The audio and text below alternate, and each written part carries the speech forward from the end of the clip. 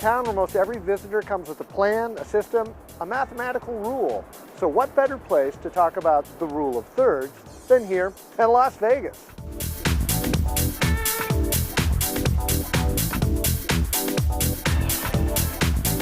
The rule of thirds is a great thing to learn. It's the foundation for well-balanced and interesting shots. Sure, it's a formula, but with practice you may find it's a good starting point. The rule of thirds actually goes way back. Artists have been using it for a few thousand years, at least since the Greeks, who discovered it. So what exactly is the rule of thirds? Imagine your screen is divided into thirds horizontally and vertically, kind of like tic-tac-toe. Where these imaginary lines cross suggest 4 options for placing your shot center of interest. The rule is simple to implement. Pick an intersection and put the center of your subject there. Why do you need this rule? Well, you might be able to manage to ignore bad composition with half empty space in your frame, but nobody else will.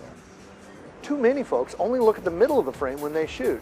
They're so focused on the subject, they just plop it down into the middle of the frame. It's a recipe for boredom.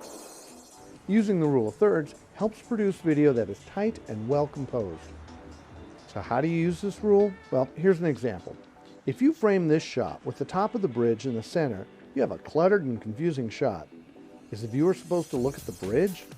If so, then what's this empty road on the right? By filling the frame by zooming in a little and moving the camera to the left to cut out the road, you've not only created a more interesting shot, you've told the viewer what you want them to look at in your composition. The rule of thirds isn't really a rule at all, more like guidelines really.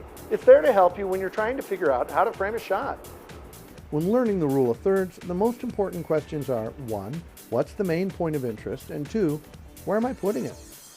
So why does it work? Well, studies have shown that when folks watch footage, their eyes naturally go to one of these intersections.